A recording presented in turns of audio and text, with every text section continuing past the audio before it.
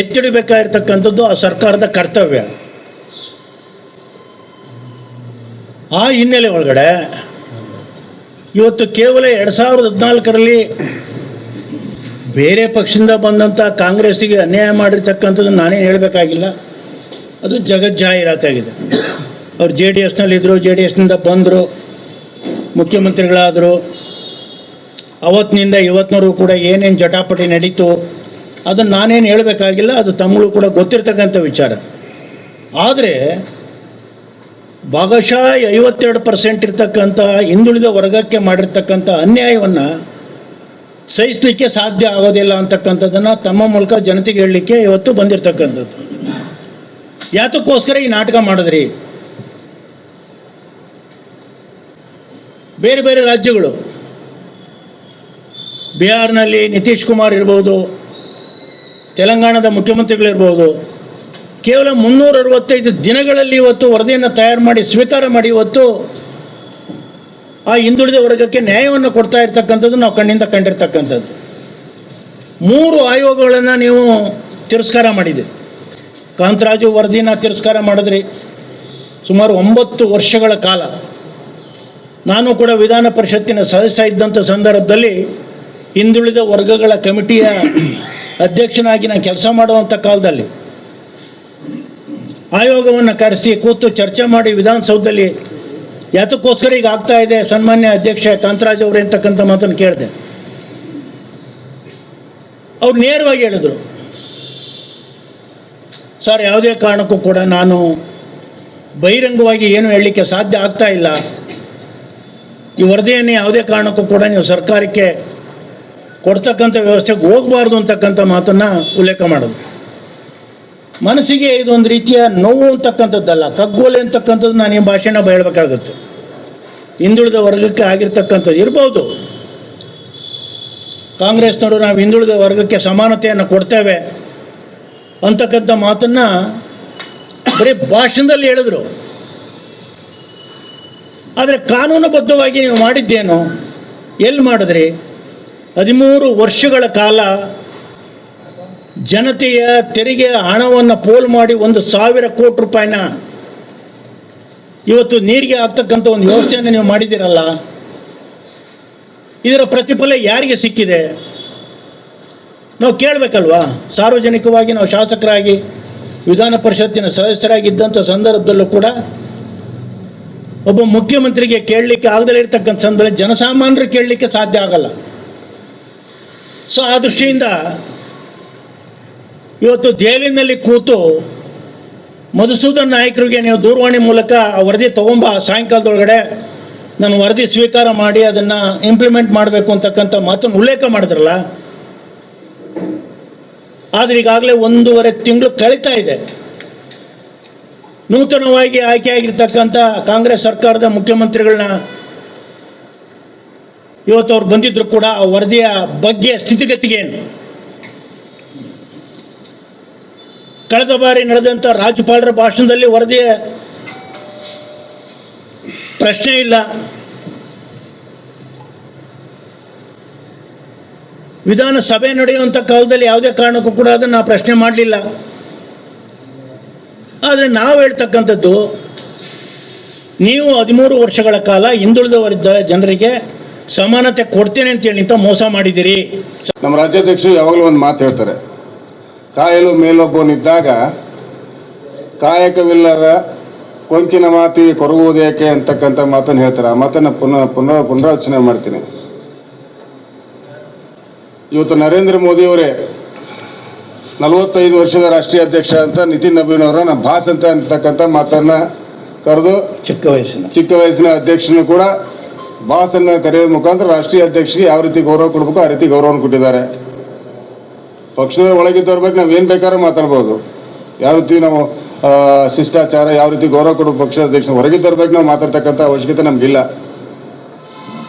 ತಾವು ಕೇಳಿದ್ರಿ ಪಕ್ಷಕ್ಕೆ ತರುವ ಪ್ರಯತ್ನ ಅಂತ ಕಥೆ, ಯಾವುದು ಕೂಡ ಆ ಥರ ಇಲ್ಲ. ಆಮೇಲೆ ಮೇಲಾಗಿ ಅವ್ರನ್ನ ಪಕ್ಷದ ಬಗ್ಗೆ ಅವ್ರ ಬಗ್ಗೆ ತೀರ್ಮಾನ ತೆಗೆದುಕೊಟ್ಟಿರ್ತಕ್ಕಂಥದ್ದು ರಾಜ್ಯದ ನಾಯಕತ್ವ ಅಲ್ಲ, ರಾಷ್ಟ್ರೀಯ ನಾಯಕರು ತೀರ್ಮಾನ ತಗೊಂಡು ಅವ್ರನ್ನ ಪಕ್ಷದಿಂದ ಉಚ್ಚಾಟನೆ ಮಾಡಿದ್ದಾರೆ. ಖಂಡಿತ ನಿಮ್ಮ ಪ್ರಕಾರ ನಿಮ್ಮ ಊಹೆ ಅಂತ ಅವ್ರು ಬರ್ತಕ್ಕಂಥ ಪ್ರಯತ್ನ ಮಾಡ್ತಿರೋದು ಸತ್ಯ. ಇವತ್ತೇನು ನಾ ಮುಂದಿನ ತಿಂಗಳು ಶ್ರಾವಣ ಮುಗಿಲಿ, ಆಷಾಢ ಮುಗಿದ ತಕ್ಷಣ ನಾನು ಪಕ್ಷ ಕಟ್ತೀನಿ, ಹೊಸ ಪಕ್ಷ ಕಟ್ತೀನಿ ಅಂತಕ್ಕಂಥ ಏನು ಅವ್ರ ಆಸೆ ಐತೆ, ಖಂಡಿತ ಶುಭವಾಗಿ ನಾವು ಯಾರು ಕೂಡ ಅವ್ರಿಗೆ ವಿರೋಧ ಮಾಡೋದಿಲ್ಲ. ನಾನು ಹಾಲು ಮತ್ತು ಸಮಾಜದವನಾಗಿ ಹೇಳ್ತೇನೆ, ಅವ್ರು ಹೊಸ ಪಕ್ಷ ಕಟ್ಟಿದವ್ರು ನಾನೇ ಅವ್ರಿಗೆ ಮುಣಿಗೆ ಕೊಡ್ತೀನಿ.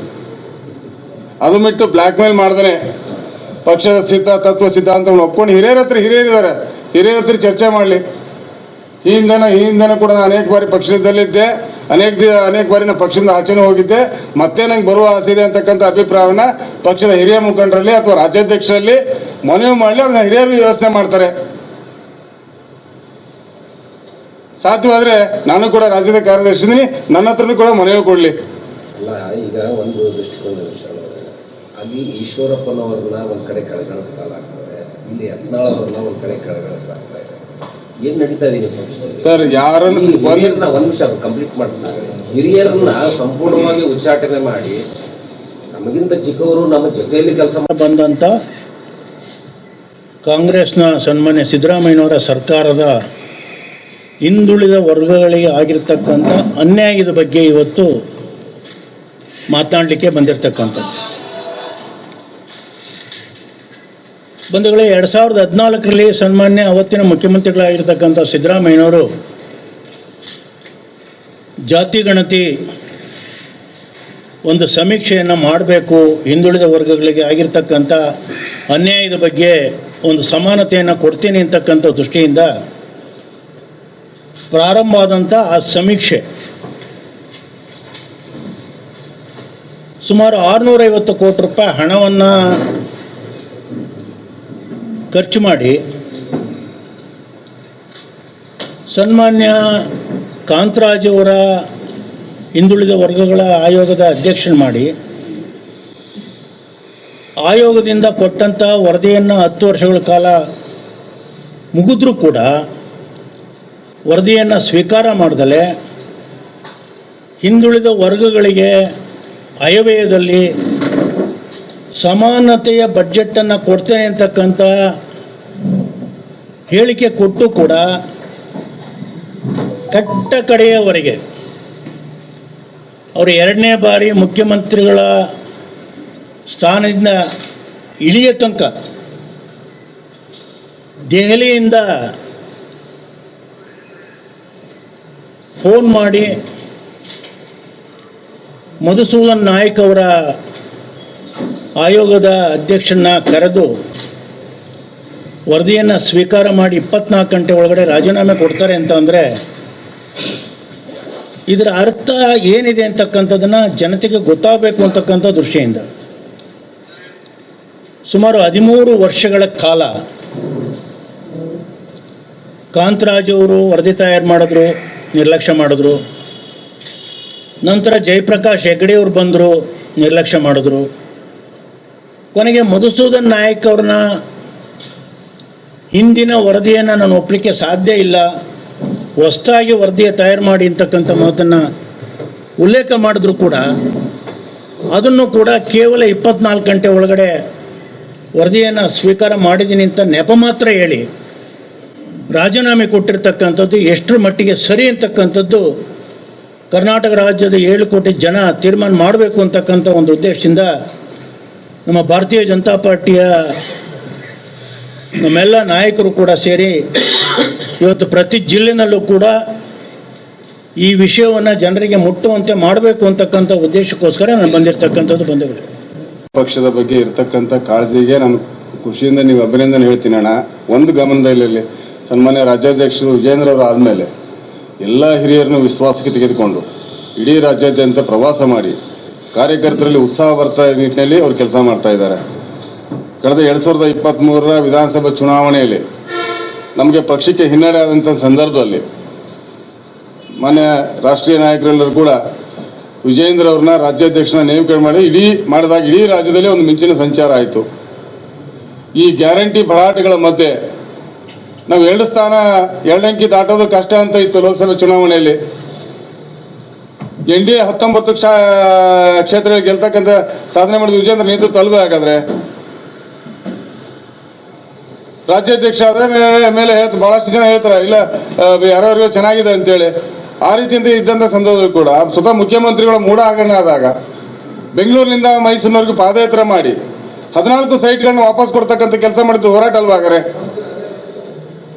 ಡಿ ಕೆ ಶಿವಕುಮಾರ್ ತಮ್ಮನ ವಿರುದ್ಧ ದೇವೇಗೌಡರ ಅಳಿಯ ಮತ್ತು ಹಿಂದಿನ ಜಯದೇವದ ನಿರ್ದೇಶಕ ಇರ್ತಂತ ಸನ್ಮಾನ್ಯ ಡಾಕ್ಟರ್ ಮಂಜುನಾಥ್ ಅವ್ರನ್ನ ಪಕ್ಷದಿಂದ ನಿಲ್ಲಿಸಿ ಪಕ್ಷದಿಂದ ಗೆಲ್ಲಿಸಿ ಡಿ ಕೆ ಶಿವಕುಮಾರ್ನ ಸೋಲಿಸಿದ ನಿಜನೂ ಹೌದಲ್ವಾಗ್ರೆ.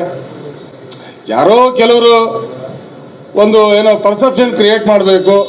ಯಾವಾಗಲೂ ಕೂಡ ಪಕ್ಷ ಮತ್ತು ಪಕ್ಷದ ನಾಯಕತ್ವದ ವಿರುದ್ಧ ಒಂದು ನಕಾರಾತ್ಮಕವಾಗಿ ಮಾತಾಡಬೇಕು, ಆ ವಿಷಯವನ್ನು ಚರ್ಚೆಯಲ್ಲಿ ಇಡಬೇಕು ಅನ್ನೋ 2-3 ಜನ ಆ ರೀತಿ ಕೆಲಸ ಮಾಡಿದ್ರೆ ಮಿಕ್ಕಿದೆಲ್ಲ ಹಿರಿಯರು ಕೂಡ ಒಟ್ಟಾಗಿ ಒಂದಾಗಿ ಕೆಲಸ ಮಾಡ್ತಿದ್ದಾರೆ. ಸಣ್ಣ ಪುಟ್ಟ ವ್ಯತ್ಯಾಸಗಳು ಇರಬಹುದು, ನಮ್ಮ ರಾಷ್ಟ್ರೀಯ ನಾಯಕರು ಅದನ್ನೆಲ್ಲವನ್ನು ಕೂಡ ಸರಿ ಮಾಡ್ತಕ್ಕಂಥ ಕೆಲಸವನ್ನು ಮಾಡ್ತಾರೆ.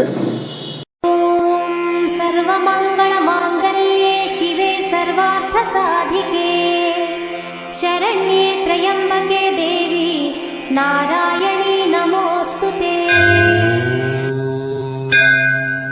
ಶ್ರೀ ಸಿಗಂದೂರು ಚೌಡೇಶ್ವರಿ ಜ್ಯೋತಿಷ್ಯರು ಪ್ರಖ್ಯಾತ ಮಾಂತ್ರಿಕರು, ನಂಬರ್ 1 ವಶೀಕರಣ ಸ್ಪೆಷಲಿಸ್ಟ್. ಸಿಗಂದೂರು ಚೌಡೇಶ್ವರಿ ತಾಯಿ ಪ್ರಮಾಣವಾಗಿ ಕೇರಳ ಕೊಳ್ಳೆಗಾಲ ಪೂಜಾ ಪದ್ಧತಿಯಿಂದ 100% ಗ್ಯಾರಂಟಿ ಪರಿಹಾರ.